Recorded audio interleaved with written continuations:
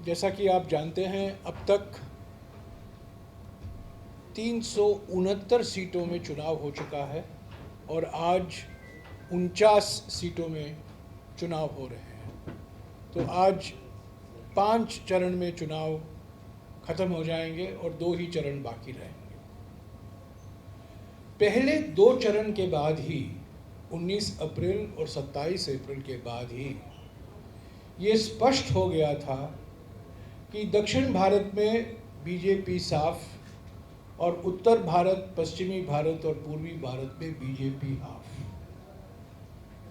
तो इस हाफ साफ के आधार पर 2 चरणों के बाद ही कांग्रेस पार्टी का मानना था कि कांग्रेस पार्टी और इंडिया जनबंधन के घटक दलों को एक स्पष्ट और निर्णायक बहुमत मिलना तय हो चुका है 4 तारीख जून को। और ये जो प्रधानमंत्री हैं, जो प्रचार कर रहे हैं, जो झूठ की महामारी फैला रहे हैं, ये निवर्तमान प्रधानमंत्री के रूप में कर रहे हैं। मैं ऐसा क्यों कहता हूँ?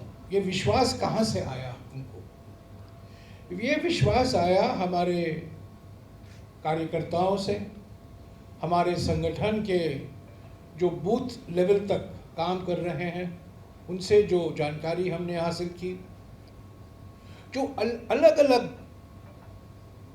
जो राजनीति से नहीं जुड़े हुए हैं ऐसी संस्थाएं, नागरिक संस्थाएं की भी हमको जानकारी हासिल हुई। पर सबसे बड़ी बात यह है कि 19 तारीख के बाद निवर्तमान प्रधानमंत्री की भाषा में भारी बदलाव आया, परिवर्तन आया और ये साफ हो गया कि प्रधानमंत्री बौखलाए हुए हैं, घबराए हुए हैं, पीड़ित हुए हैं। और 19 तारीख के बाद सारे चुनाव के अभियान को उन्होंने एक सांप्रदायिक रंग देने का खूब प्रयास किया और जो भाषा का इस्तेमाल किया वो सिर्फ सांप्रदायिक तनाव बढ़ाने के लिए, ध्रुवीकरण को और ऑक्सीजन देने के लिए, और जिस तरह से उन्होंने हमारे न्याय पत्र और घोषणा पत्र की आलोचना की, जिस ढंग से, जिस भाषा से, इसका मैं जिक्र करूंगा, ये बिल्कुल साफ हो गया है कि प्रधानमंत्री 19 तारीख के बाद और ख़ास तौर से 27 तारीख के बाद उनको भी जानकारी मिल गई थी कि उनका प्रचार का कोई असर नहीं हो रहा है, इसीलिए उन्होंने अपनी भाषा बदली। तीसरी बात जो हमको विश्वास दिलाई कि हमें स्पष्ट और निर्णायक जनादेश मिलने वाला है, ये है हमारा 5 न्याय 25 गारंटी कार्यक्रम, जो हमने भारत जोड़ो यात्रा, भारत जोड़ो न्याय यात्रा के बाद में हमने तैयार की थी। नारी न्याय, युवा न्याय, किसान न्याय, श्रमिक न्याय और हिस्सेदारी न्याय, इन 5 न्याय को लेकर हमने 25 गारंटियां दी हैं। ये बहुत लोकप्रिय हैं, लोगों ने इसका स्वागत किया है, किसानों ने स्वागत किया है, महिलाओं ने स्वागत किया है, श्रमिकों ने स्वागत किया है, युवाओं ने स्वागत किया है और अनुसूचित जाति, अनुसूचित जनजाति और पिछड़े वर्गों के समाज भी इनका स्वागत किया है। तो पहली बात तो यह है, हम विश्वास के साथ कह सकते हैं कि जून 4 को स्पष्ट और निर्णायक जनादेश कांग्रेस और इंडिया जनबंधन की पार्टियों को मिलेगा। दूसरी बात जो मैं आपके समक्ष रखना चाहता हूं कि प्रधानमंत्री बार बार, निवर्तमान प्रधानमंत्री बार बार ऐसे मुद्दे उठा रहे हैं जो हमारे न्याय पत्र में है ही नहीं। और जैसा कि मैंने कहा, सारा उनका चुनाव प्रचार हिंदू, मुस्लिम, मंगलसूत्र, भैंस, विरासत कर, अलग अलग मुद्दों से लेकर है जो हमारे न्याय पत्र से संबंध ही नहीं रखता, जिसका जिक्र हमने किया ही नहीं है हमारे घोषणा पत्र में। तो बार बार झूठ बोलकर, अभी नया जो झूठ प्रचार कर रहे हैं, धर्म के आधार पर आरक्षण देने का हमने वादा किया है, ये सरासर झूठ है, बिल्कुल झूठ है। और ये हमारे प्रधानमंत्री की विशेषता है कि वो गलती से भी सच नहीं बोल सकते। और 19 तारीख के बाद तो भयंकर तरीके से ये झूठ की मारामारी फैलाए हुए हैं।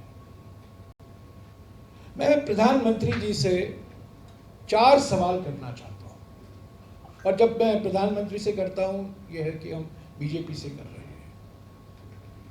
पहली बात यह है कि जब 3 काले कानून, किसान विरोधी कानून प्रधानमंत्री ने वापस लिया 19 नवंबर 2021 को, प्रधानमंत्री ने किसान संगठनों को आश्वासन दिया था कि एमएसपी को हम लीगल दर्जा देंगे और कर्जा माफी पर हम विचार करेंगे।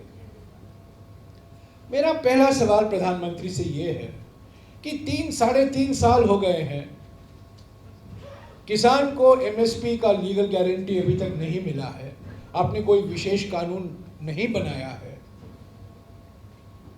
बल्कि आप अभी राज्य सरकारों को निर्देश दे रहे हैं कि जो पराली जलाते हैं वो किसान, और ज़्यादातर पराली जलाने वाले किसान पंजाब और हरियाणा में ही हैं, उनको एमएसपी लागू नहीं होना चाहिए।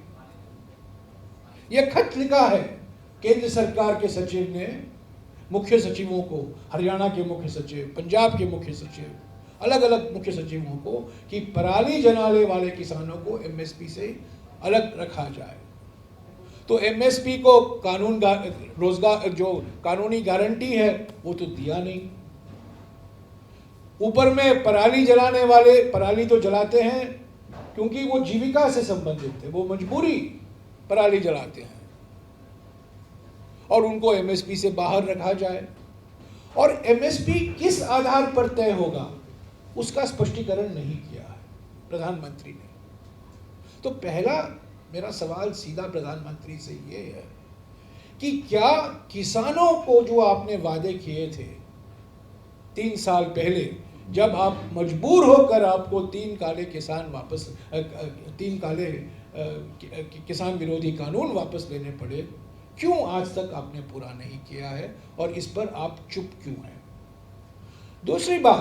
दूसरा सवाल ये है कि क्या आप सामाजिक, आर्थिक और जाति जनगणना के खिलाफ हैं कि आप उसके पक्ष में हैं? 2011 में मनमोहन सिंह जी की सरकार ने 25 करोड़ परिवारों का सर्वेक्षण किया, सामाजिक, आर्थिक, जाति संबंधित जानकारी हासिल की। वो सामाजिक और आर्थिक आंकड़े तो प्रकाशित हो गए, पर 10 साल से जाति के आंकड़े प्रकाशित नहीं हुए हैं। क्या आप जाति जनगणना कराने से डर रहे हैं? ये दूसरा सवाल है।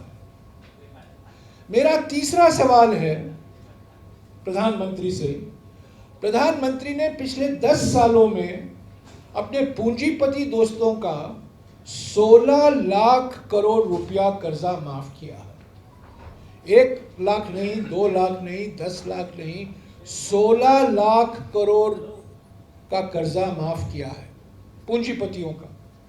मुश्किल से 20 या 23 पूंजीपति हैं। क्या आप किसान का कर्जा क्यों नहीं आपने माफ किया?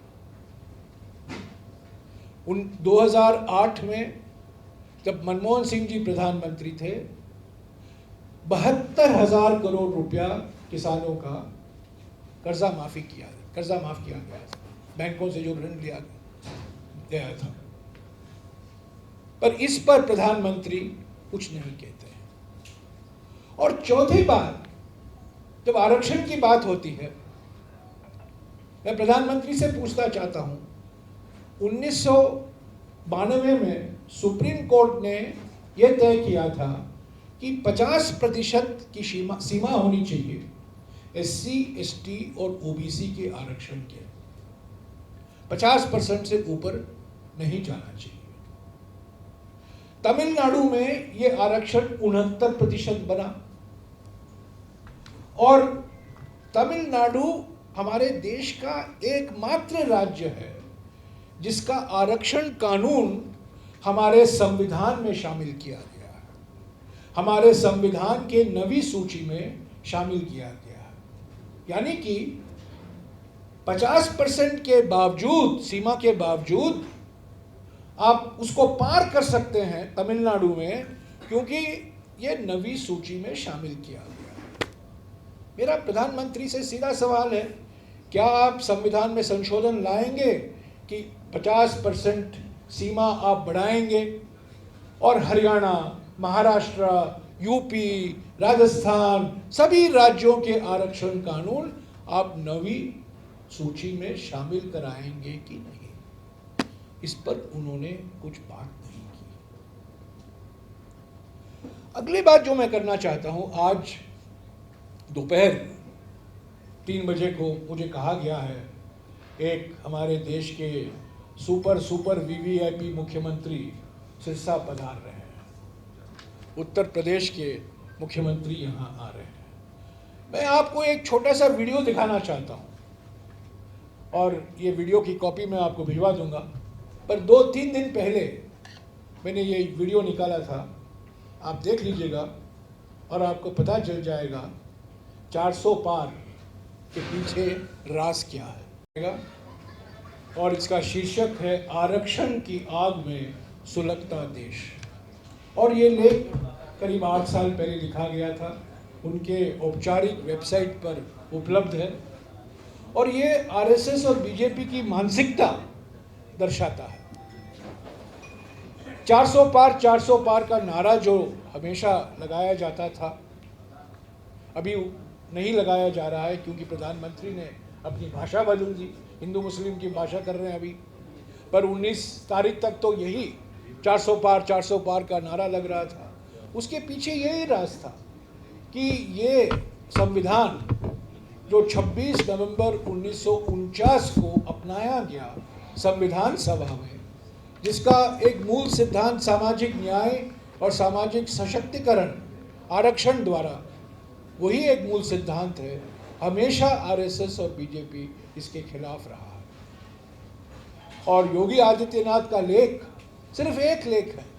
1949 से लेकर ऑर्गेनाइजर में गोलवालकर, दीनदयाल उपाध्याय, मोहन भागवत, अगर आप सभी का लेख पढ़ें, वक्तव्य सुने और पढ़ें, आपको पूरी जानकारी मिल जाएगी कि हमेशा आरएसएस और बीजेपी इस बाबा साहब अम्बेडकर के संविधान के खिलाफ रहा है, क्योंकि उनका हमेशा ये मानना है कि ये मनुवादी आदर्शों पर आधारित नहीं है, मनुवादी मूल्यों से प्रेरणा नहीं लेता है।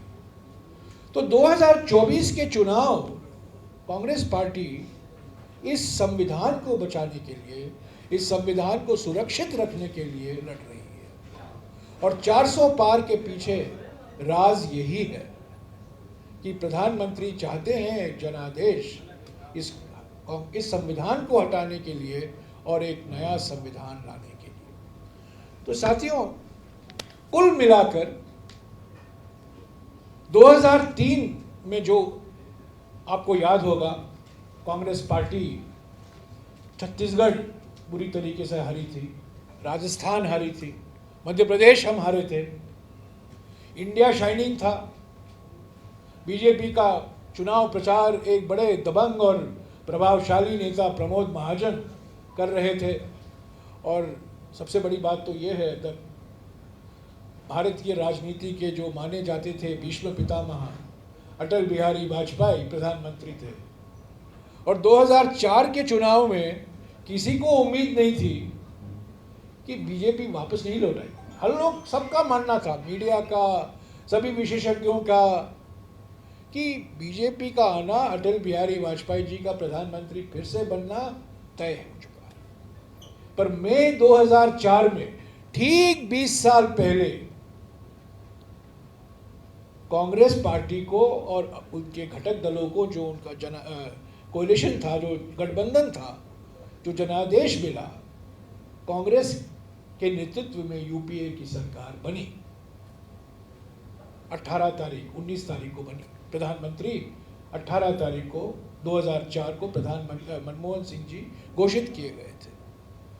तो 20 साल बाद वही इतिहास दोहराएगा। एक बहुत मशहूर 1962 का बॉलीवुड का फिल्म है, आप लोगों में पता नहीं कितने लोग को याद है, सदाबहार गीत हैं उस फिल्म में, बड़े लोकप्रिय गीत हैं लता मंगेशकर और हेमंत कुमार के, और उस फिल्म का शीर्षक था 20 साल बाद। अभी 20 साल बाद वही होने वाला है। जनादेश कांग्रेस पार्टी और इंडिया गठबंधन को मिलने वाला है, क्योंकि ये जो गारंटी कार्ड बांटे हैं हमने हमारे देश में 8 करोड़ ऐसे कार्ड बांटे हैं, यानी कि 8 करोड़ परिवारों तक, हर 3 परिवारों में से एक परिवार तक ये कार्ड हमने किसी तरह से पहुंचाया है। और ये कार्ड क्या कहता है? 1 लाख हर गरीब परिवार में एक महिला को 1 लाख रुपया हर साल,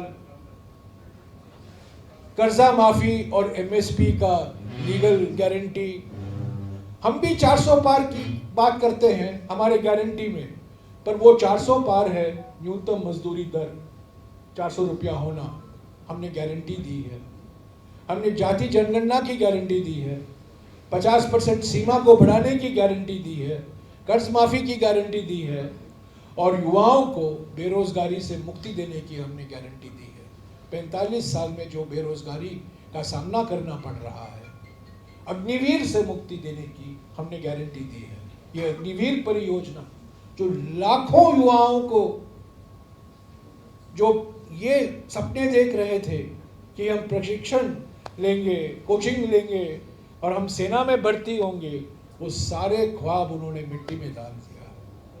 तो यही हमें विश्वास दिलाता है कि 2024 के चुनाव में भी जैसे 2004 में हुआ था, ये बिल्कुल विशेषज्ञों के मानने का विपरीत जो ओपिनियन पोल आ रहे हैं, प्रधानमंत्री हर टीवी में जाके इंटरव्यू दे रहे हैं, हालांकि इसको इंटरव्यू कहना हंसी मजाक की बात है, पर वो प्रवचन दे रहे हैं, और बीजेपी की ओर से कई दावा किए जा रहे हैं कि हम 400 पार करेंगे। मैं समझता हूँ इस बार ज़मीनी हकीकत बिल्कुल विपरीत है।